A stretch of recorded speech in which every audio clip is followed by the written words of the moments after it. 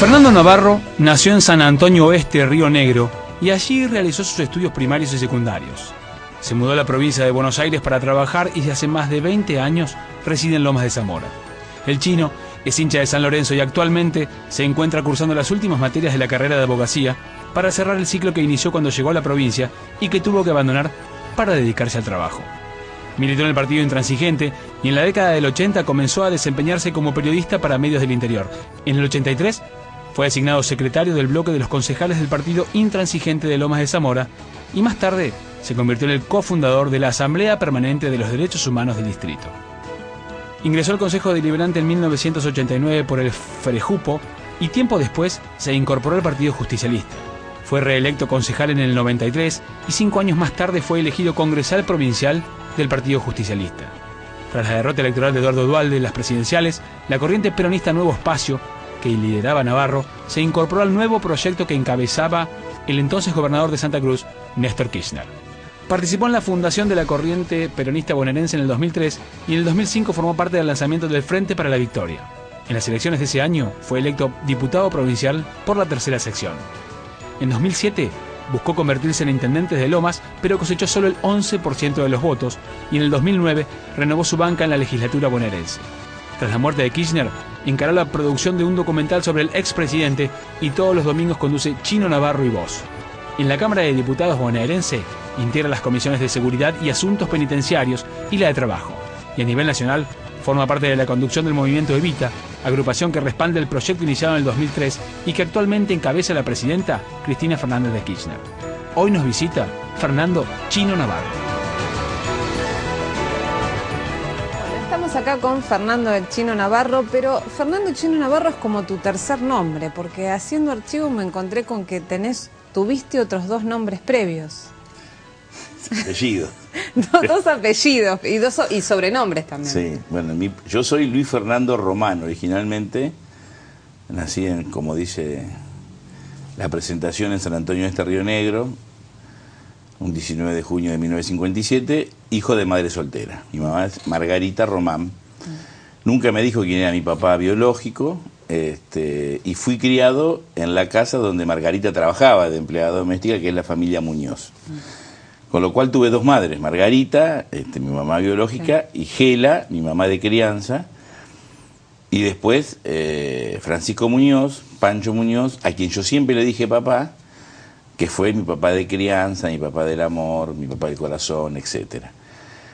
Y después, bueno, por circunstancias nos mudamos a Viedma, luego volvimos a San Antonio, pero para no aburrirte con mi vida, yo desde que nací a los 18 años que vine a estudiar a Buenos Aires, viví los 18 años en la familia Muñoz. Con mi mamá viví mientras mi mamá trabajó allí. Cuando mi mamá se quedó en Viedma, empezó a trabajar en el gobierno provincial, Río Negro no era provincia, en aquel momento recién se constituía como un estado federal y empezó a trabajar como empleada pública, luego contrajo matrimonio con Martín Navarro. Martín Navarro me dio su apellido, con lo cual pasé a ser Luis Fernando Román, Luis Fernando Navarro. Pero en mi pueblo todos me conocían como el Cabezón Muñoz, porque era muy cabezón, cosa que hoy sigo siendo, pero como estoy gordo... hay más proporción, claro, digamos. entonces soy menos cabezón o disimulo. Y en mi pueblo era Cabezón Muñoz, en el colegio era Luis Fernando Román, después pasé a ser Luis Fernando Navarro, y después en la política, en una asamblea, peleándonos con un grupo de compañeros, alguien dijo ese chino despectivamente, y a mí me decían, te dicen chino. Y a mí, la verdad me gustó, primero porque me lo decían despectivamente, entonces me pareció que era piola. No me molesta, le digo, así empezamos chino, y bueno, me quedó chino. Y hoy en mi mismo pueblo me dicen chino. Bueno. Y a mí me gustaría que me digan cabezón, porque es como que tengo otro... Pero no te genera conflicto de identidad eso. Y los debo tener. Mi psicólogo dice que tengo un montón problema? de cuestiones. No resueltas. Hoy estuve con él muy temprano y me hace toda una historia de... Nada, sí, tenés problemas, obviamente, los va resolviendo, pero no fue una vida fácil y fue una vida fácil. Digo, no fue fácil porque no tener la identidad paterna, y simultáneamente la tenía desde la crianza con quien fue mi papá. Fue fácil porque estaba mi mamá y después no estaba, Entonces ahí se complicó, pero después estaba Gela, que fue otra mamá. Yo tuve la suerte de tener dos mamás, un papá, y aún nunca me interesó saber quién era mi papá. Y hace unos años como que empecé a preguntarme. Creo que estoy cerca de desentrañar quién es mi papá, porque eso también cierra un círculo de tu identidad, claro, con saber de dónde venís. Pero bueno, lo sobrellevo y lo disimulo, espero. Pero bueno, todos tenemos nuestras historias, ¿no? No, seguro. Pero era, la verdad, haciendo archivo y encontré una nota donde describía todo esto y me llamó la atención, porque la verdad es que no sabía cuál era tu historia y cómo habías llegado a Buenos Aires, cómo habías empezado a estudiar Derecho después que... Vine a estudiar, claro, porque mi papá siempre quiso ser abogado. Mi papá terminó tercer grado, falleció. Era autodidacta, muy formado. Si vos lo escuchabas hablar parecía un abogado y de los buenos, había leído mucho. Leía permanentemente y su ambición al no poder haber sido abogado él era que sus hijos fueran abogados. Mi hermano mayor de crianza, Horacio Muñoz, él lo mandó a la Facultad de Derecho y Horacio terminó siendo médico. Y yo la verdad no sé si quería ser abogado. A mí me simpatizaba, me parecía que la medicina era una cosa que me gustaba, porque además mi hermano de crianza, que era mi hermano en realidad, porque yo lo quería como un hermano obviamente, me parecía que quería ser médico como él, pero bueno, terminé en la facultad de abogacía y la verdad que fueron 4 años donde vivía solo, él me venía a ayudar, a acompañar en los peores años de Argentina de los últimos tiempos, 76, 75, 79, y yo estaba muy solo y no me gustaba el derecho, salvo lo que tenía que ver con historia, con política. No sabía estudiar de memoria, la verdad que fue una experiencia negativa para mí la abogacía. Y abandoné cuando me casé con mi novia de mi pueblo, con quien ya teníamos un bebé, era como que repetía mi historia, claro, nada más que bueno, me casé con Martín, es mi hijo mayor, que tiene 37 años y tengo... Claro, muy joven. 2 nietas, yo tengo una nieta de Pilar de 9 años que va a cumplir 10 y Juanito de 4, de 5. Y ahora que retomé la carrera de grande me di cuenta que abogacía es hermoso. Y no se lo puedo contar a mi papá porque se murió, pero ahora me gusta estudiar, entiendo lo que antes no entendía. ¿Y lo seguís haciendo en El Salvador? ¿O? Sí, porque en El Salvador me reconocieron las materias que yo había hecho en su momento. Yo había terminado casi todas las materias de cuarto. Y ahora me faltan 6 o 7 materias. Y me vino muy bien. Primero porque aprendí a estudiar de vuelta, porque uno se embrutece en la función pública cuando está muy dedicado a la acción y lee poco, y conocer también otras veces uno se mete en un microclima, tomar contacto con los profesores, con los alumnos, escucharlos, a veces discutir un poco. Me vino muy bien. Y ahora estoy cursando 2 materias, así que voy 3 días a clase a la mañana y bueno. Bueno, digamos que aburrirte no te aburrís, no, porque si hay algo que es como que estás en todas partes, porque uno te ve en la provincia, te ven mucho en los programas nacionales de televisión, tenés tu programa, digamos, estás permanentemente en el debate político, ¿no? Ahora, vos haces mucha alusión evidentemente mucha influencia tuvo Muñoz en tu formación, en tu decisión de estudiar, en tu abrirte al mundo, pero también era muy antiperonista, por lo que... No, mi papá no era antiperonista, mi casa sí era antiperonista. ¿Eso cómo era? Pero ese antiperonismo... A ver, Gela y Ñeca y Horacio, Ñeca es mi hermana de crianza que falleció hace mucho, muy joven, murió de cáncer, y Horacio, que es un médico muy prestigioso y bueno, vive y espero que viva muchísimos años más, porque ahora es como mi hermano mayor y casi es la continuidad de mi papá. Bueno, Horacio sí es muy antiperonista, rabiosamente antiperonista. Cuando más grande se pone, más antiperonista, pero Ñeca y Gela eran antiperonistas vos no lo viviste, Luis Fernando, cuando falleció Evita nos obligaron a poner la escarapela, el luto, cinta negra. O cuando venía los cuadernos, Eva me mima, Perón me ama, o venía Balbín a hacer ellos no eran radicales, pero iban los actos de Balbín porque no estaban con el peronismo, y de enfrente le tiraban piedra, le digo, pero Gela, le digo, los bombardearon en la Plaza de Mayo, yo no, a ver, el peronismo tiene errores y cuestiones que tenemos que rectificar y corregir y hacernos cargo, pero si alguien ha puesto lamentablemente y dolorosamente muchos muertos en este proceso, ha sido el radicalismo de Irigoyen y el peronismo. Bueno, por supuesto los caudillos y todo lo que pasó en el siglo XIX, hablaba del siglo XX para acá. Y mi papá, yo un día le pregunté en una discusión de padre a hijo muy fea, que después me arrepentí, que le dije cosas muy feas, y la síntesis era que vos sos un gorila porque vos sos antiperonista. Y bueno, después que nos reconciliamos y nos abrazamos y ya nos dejamos de pelear, le pregunté, bueno, pero explícame, porque vos militabas en la década del 30 en San Antonio Oeste en un partido municipal, te repito, Río Negro no era territorio, claro, sino hasta el 57, las elecciones eran municipales, y había dos partidos en San Antonio Oeste, el radicalismo, que era un radicalismo alvearista, porque mi pueblo era un pueblo que en esa década tenía galpones y muelles galpones de empaque y muelles por donde salía mucha lana del sur.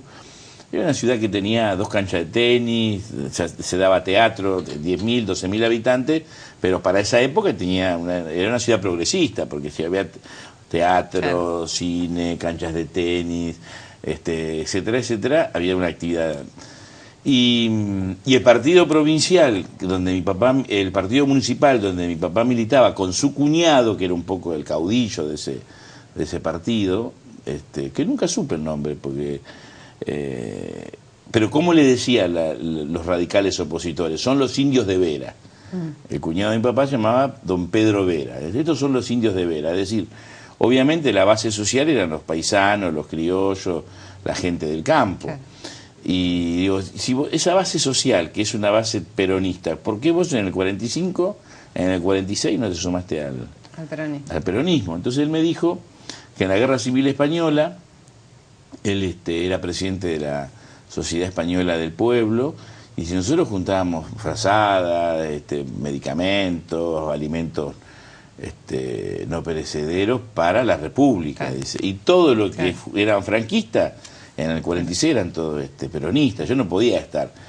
Y dice, y en la Segunda Guerra Mundial, dice, estaban todos con el eje. Bueno, yo ahí también me peleaba, porque bueno, ahí no había que estar ni con el eje ni con los aliados, había que ser neutral, tenía razón Jaureche. Pero mi papá no era. En realidad, un día mi hermano Horacio, en una discusión familiar, me dice, yo además con vos estoy muy enojado porque papá se hizo peronista por vos. Como que de grande... fue reviendo. Se terminó, sí, pero una época mala, porque además los 90 y todo, fin de los 80 y los 90 no era para hacerse, era para escapar del peronismo. Claro. Yo creo que había una cuestión más de afecto y de amor de mi papá conmigo y con mi hermano. Que pasa que a mí me pudo criar, cosa que mi hermano no. Mi hermano se vino a estudiar. En mi pueblo no había escuela secundaria. Entonces mi hermano tuvo que venir pupilo a estudiar acá para después ir a la universidad. Y a mí como que tuvieron más... A mí me pudieron criar, cosas que no pudieron hacer con sus hijos. Claro, de sangre. Pero bueno, es una historia... Ahora, vos llegaste al peronismo desde el partido intransigente, a fines de los 80. A ver, yo creo que siempre fui peronista.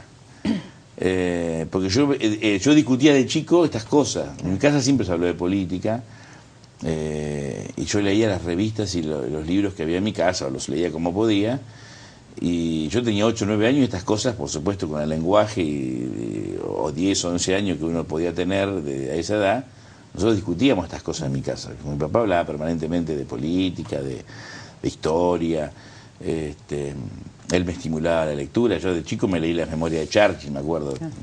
Obviamente no sé qué entendí, pero eran unos tomos, claro, como 6, 7 tomos. Se apabullaban solo verlo. Y yo siempre sentí simpatía por los caudillos, sentí simpatía por Rosas, sentí simpatía por Irigoyen, por el peronismo, y sentía simpatía por lo que en mi casa decían que era malo, y yo intuía que era bueno. Y cuando veía alguna imagen me emocionaba.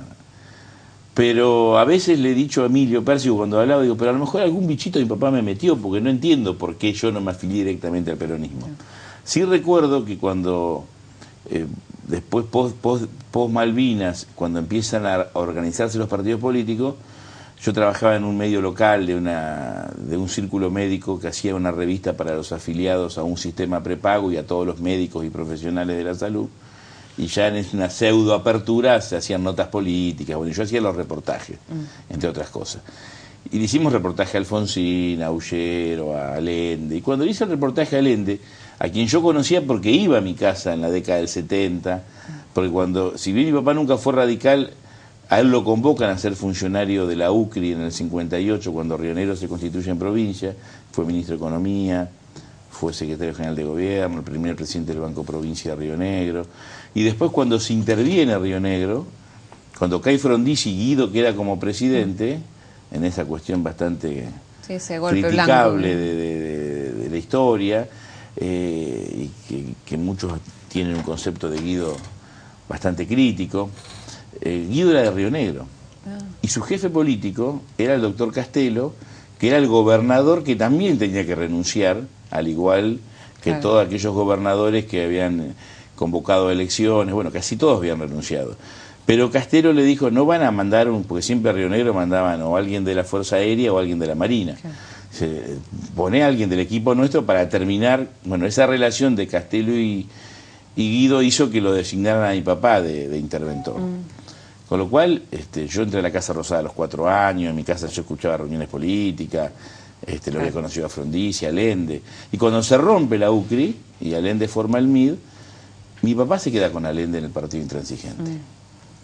Con lo cual yo vuelvo a la post-Malvinas. Lo conozco a Allende y siento la necesidad de que yo tenía que afiliarme al Partido Intransigente. Era como continuar, debe ser las cosas que hablamos de psicólogo no resuelto. La tarea de mi papá. Esas continuidades. Y me afilié. Y lo llamo a mi papá. En una época que hablar por teléfono a larga distancia no era fácil. Lo llamo y le digo, papá, sí, Luis Fernando, ¿cómo te va? Bueno, te quiero contar algo. Me afilié al Partido Intransigente. Y mi papá dice, pero ¿a vos te gusta de verdad la política, Luis Fernando? ¿En realidad querés tomarla? Y sí, la militancia, que esto. Dice, pero el Partido Intransigente, dice, Allende, bueno, me habló maravillas de Allende. Dice, pero no tiene vocación de poder ni Allende ni el Partido Intransigente, es un partido. Pero vos, sí, yo me quedé, dice, porque también sentí una lealtad con Allende, Don Oscar, pero no es un partido con vocación de poder, dice, es un partido testimonial, valioso, pero ahí no vas a arreglar nunca nada. Si realmente querés cambiar dedicarte a la política e incidir en la vida de las personas, tenés que buscar un partido con vocación de poder. Y a mí fue un sopapo, me dejó knockout. No se lo dije, se lo dije mucho tiempo después. Y digo, ¿qué hago? Yo me había afiliado. Y además, viste como cuando vos te invitan a jugar al fútbol, o a hacer algo que vos das tu palabra y tenés que ir. Te comprometés, claro. Y yo no podía ir a desafiliarme. Sí. Incluso fui 2 o 3 veces a pelearme, a ver si me echaban. Pero yo les decía, ustedes son muy gorilas. Y había un día que me había ido bastante molesto, porque realmente había un grupo de compañeros bastante gorilas, muy buenos compañeros. Y Allende se enteró que yo me había afiliado, dice, el hijo de Pancho Muñoz, vayan a buscarlo, cosa que me vinieron a buscar, y me vino a buscar un gran dirigente que tenía el Partido Intransigente en Lomas de Zamora, que se llamó Héctor Portero, fue presidente de la Cámara de Diputados acá de la provincia, un hombre más lúcido de la izquierda nacional, y hablé con Portero, y si Portero, la verdad, él me explicó una nación que la que yo coincidía. Pero era un partido intransigente con una neta vocación frentista con el peronismo. Lo que pasa es que después en la práctica, cuando vos hablabas del frente, era el peronismo pueblo, porque había un prejuicio de que, bueno, el peronismo pueblo era muy bueno, pero elegía dirigentes malos, y los dirigentes buenos lo íbamos a poner nosotros, claro. Con lo cual siempre había una situación de tensión. El Partido Intransigente yo creo que hizo un aporte notable a la democracia porque le permitió a muchos compañeros y compañeras que venían o de la cárcel o del exilio poder incorporarse a la vida política con cierto paraguas de protección que daba el respeto que se tenía por el Partido Intransigente.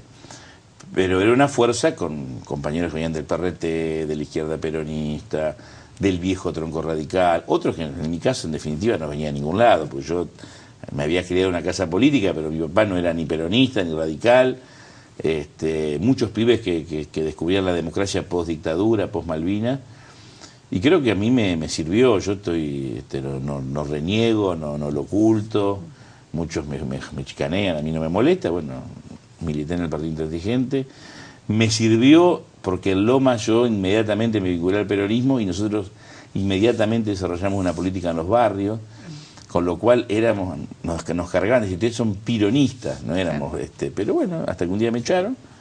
Y ahí empezaste en el peronismo. Por peronista, y después armamos una fuerza que en cambio intransigente un año, y después nos afiliamos de la mano de Tabano, que era intendente de Lomas en aquel momento, un gran compañero que murió en el 2000, al peronismo en una época, la verdad, que quedarnos yo era concejal y creo que nuestra cabeza sobrevivió en los 90, porque a pesar de ser parte de una fuerza que deshizo todo lo que el peronismo había construido en 10 años, el contacto con los compañeros, los vecinos en el territorio nos permitió mantener cierta salud, entre comillas, mental y política. Sí, no licuarse en lo que era el menemismo. Bueno, el dualdismo nunca fue menemista, tiene otros vicios, sí, otras contradicciones, otros defectos. Pero llega en ese marco. Sí, por supuesto. Pero había una matiz, digamos. Sí, tiene un trabajo territorial que no hay tenía. Un respeto por el Estado, el tema de plantear que el modelo económico de la convertibilidad se había agotado. Lo que pasa que, bueno, cuando le tocó ser presidente a Duhalde, demostró que su proyecto era de corto vuelo, porque era diferente, pero coincidía en lo esencial con Menem, que era subordinarse a los grupos económicos. Nosotros eso lo empezamos a visualizar fines de los 90, y ya en el 2000 nos vamos. Un día Duhalde, al estar muerto Tabano, nosotros habíamos quedado sin interlocución en el peronismo bonaerense y en Lomas particularmente, entonces nos convoca y nos plantea, bueno, que armemos la izquierda de peronismo en Lomas con la gente de Genaro, de Néstor Kirchner, porque Néstor había apoyado a Duhalde con el grupo Calafate en el 99. Nosotros la habíamos visto a Cristina, teníamos mucha expectativa, pero todavía no los visualizábamos como una referencia. Y cuando Duhalde nos dice que el 2003 vamos a volver al poder, que Rucauf va a ser el candidato a presidente, yo le digo, no, mira, negro, yo hasta acá llegué, creo que en los 90 nos equivocamos, cada uno sabrá la parte de historia que le corresponde de ese error, pero si Rucauf de gobernador lo pone a Rico de ministro, de presidente, lo trae a Rambo, le digo, así que nos vamos. Por supuesto no le interesó a nadie en el peronismo, éramos una agrupación relativamente importante de las medianas, pero en el conglomerado de peronismo que había en Loma, no era que se generaba no una era que crisis. Se partía en peronismo. Y nos fuimos a la nada, no sabíamos a dónde irnos, y empezamos a charlar con intelectuales, con politicólogos, con sociólogos, con dirigentes prestigiosos o respetables de distintas fuerzas y de distintos espacios, para ver si nos podíamos... Nosotros visualizamos que esto terminaba muy mal. Habíamos escrito un libro que el final de la Rúa era apocalíptico y no nos animamos a publicarlo porque nos parecía que nos habíamos trosqueado mucho. Simultáneamente tampoco teníamos la plata para editar, estábamos entre el problema de dinero para editarlo y segundo que estábamos asustados por la conclusión que habíamos llegado. Después, cuando pasó lo que pasó, el final nuestro era de Disneylandia, realmente. Ojalá hubiera pasado eso. Y conocimos a Cristina. Un día yo vivía en una quinta, en una casa quinta ahí en el cruce de Lomas, y ahí teníamos un quincho un poco como esto, y ahí hacíamos reuniones. Había ido Horacio González, Alejandro Horowitz, Torcuato Di Tella, Raúl Zaffaroni, Héctor Timerman, Carlos Ábalos, Víctor de Genaro, y Kay Cristina. ¿Ella era diputada en ese momento? Ella era diputada. Y le invitamos a Cristina, pero era una dirigente que nos generaba una expectativa. Y antes de ingresar al quincho nos presentamos, mirá, somos fulanito de tal, somos esto, somos aquello. La reunión nosotros organizamos 60 personas, de las cuales 30 eran de nuestra agrupación, nosotros nos llamamos Corriente Peronista Nuevo Espacio, 15 eran peronistas muy disímiles, desde peronistas muy ortodoxos hasta peronistas de izquierda, y los otros 15 eran del Frente Grande, del ARI, de Independiente de Izquierda, como para que hubiera un debate. La idea era generar un debate interesante. Para que te dé una idea, cuando Alejandro Horowitz arrancamos a las 9 de la mañana y terminamos a las 6:30, las 9 de la noche, perdón, y terminamos a las 6:30 de la mañana. Fue el debate ahí debía ser había una voracidad, una desesperación por discutir política. Y Cristina nos dijo 3 o 4 cosas, y nosotros dijimos, nosotros pensamos exactamente lo mismo. La verdad que coincidimos. Y dice, bueno, ¿ustedes coinciden en serio? Sí, Cristina, la verdad que... Bueno, dentro de 15 días en el Hotel Panamericano se lanza La Corriente, que es una agrupación interna del peronismo, que conduce Néstor Kirchner. Vengan, súmense. Bueno, dio la charla fue espectacular. Vos sabés que la tenemos, la logramos, la recuperamos, la tenemos en cassette. La recuperamos, la estamos digitalizando porque se la queremos regalar para... Obviamente ella lo sabe, pero incluso para que todos podamos escuchar lo que ella decía en el 2000. Claro. La plena coherencia y vigencia que tiene con lo que dice y hace en el 2012. Ahora, vamos a hacer una cosa, vamos a un corte y seguimos hablando de este presente, de cómo llegamos a este presente.